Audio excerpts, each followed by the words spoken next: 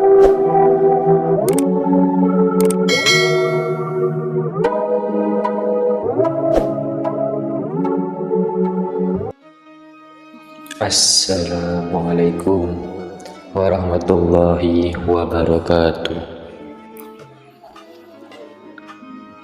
Pada kesempatan kali ini, Al-Fakir akan mengulas sedikit biografi singkat daripada Sayyid Muhammad Maulad Dawilah.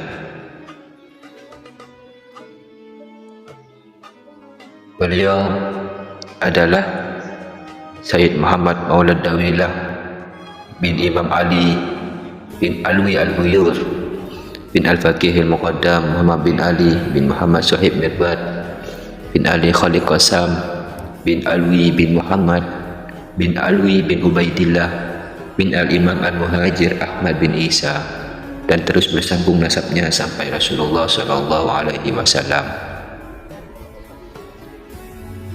Muhammad Maulad Dawilah lahir dan dibesarkan di kota Tarim.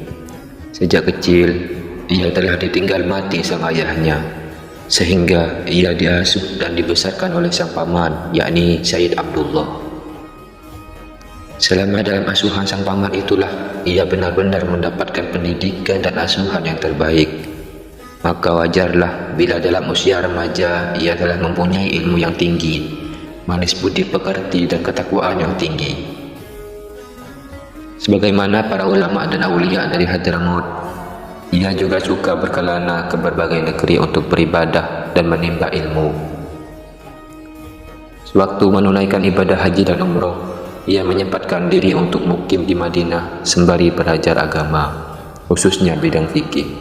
Tidak banyak disebutkan ia belajar tentang dunia tulis menulis, tetapi setiap ilmu syariat yang ia pelajari, maka ia selalu mengamalkannya. Karena itu, tidak heran bila ia mendapat kemuliaan seperti yang didapat para ulama kenamaan. Ia adalah sosok ulama yang tawadhu, banyak melatih diri dan membebaninya dengan berbagai amal kebajikan dan ibadah. Kebanyakan amal yang ia lakukan adalah amal yang berhubungan dengan hati. Bahkan ia selalu menyembunyikan amal-amal ibadahnya dari manusia yang lain, lebih-lebih dari keluarganya sendiri. Pada umumnya ia suka mengasingkan diri di tengah padang pasir atau di dusun yang tidak berpenghuni. Karena itu, ia banyak mendapatkan keistimewaan atau yang lebih dikenal dengan karamah dari Allah Subhanahu wa Ta'ala.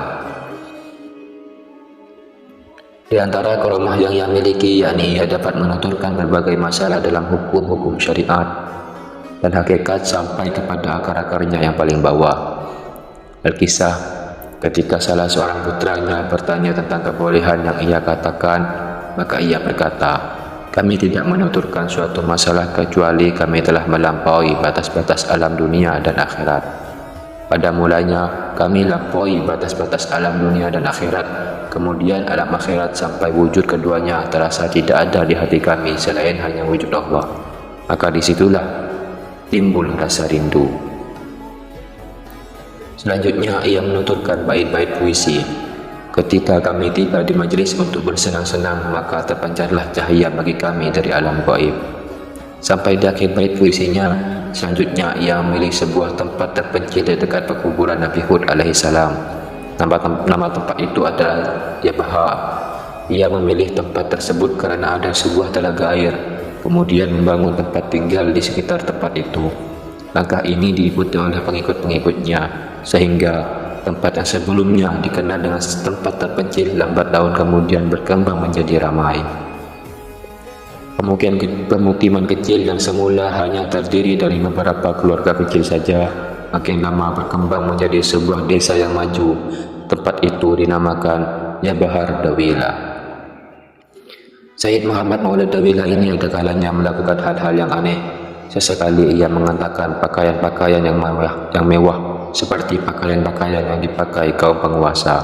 Tetapi ada kalanya ia mengenakan pakaian cupang-camping seperti yang dikenakan oleh kaum fakir miskin.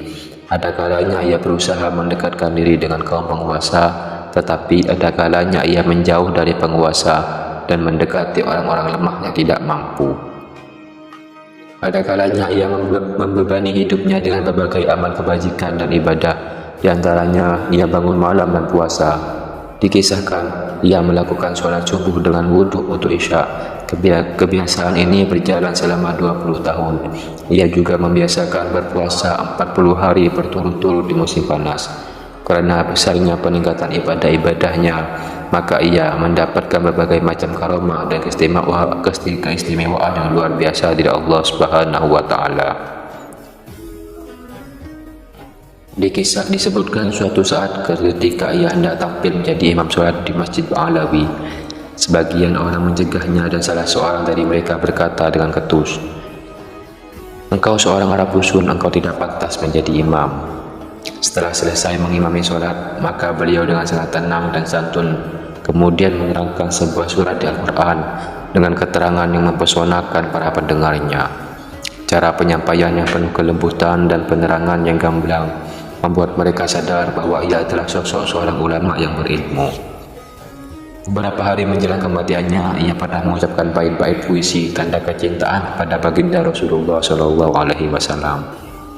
Sesungguhnya setiap rumah yang engkau tempati wahai Rasul tidak butuh adanya lampu penerangan. Wajahmu yang bersinar adalah hujah kami pada hari ketika manusia mendatangkan berbagai macam hujah. Dari hari ke hari ia semakin meningkatkan ketaatannya kepada Allah Subhanahu wa taala, sampai saatnya tiba berpulang ke rahmatullah pada hari Senin tanggal 10 bulan Sya'ban 965 Hijriah. Ia dimakamkan di pekuburan Jambal, kota Tarim, dan makamnya banyak dikenal dan diziarahi orang.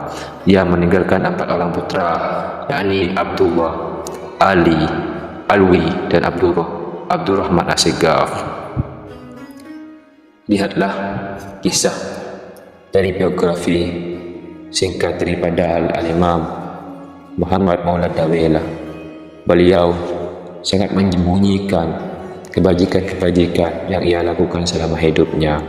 Semoga apa yang beliau lakukan bisa menjadi contoh atau teladan bagi kita semua, sehingga kita bisa meniru perilaku dan kehidupan para ulama salaf dan pecinta para Nabi Muhammad SAW. Semoga apa yang kami sampaikan ini bisa bermanfaat untuk kita semua dan menjadi amal tambahan bagi kita semua. Kurang lebihnya mohon maaf. Wabillahi wa taufiq wal hidayah. Wassalamualaikum warahmatullahi wabarakatuh.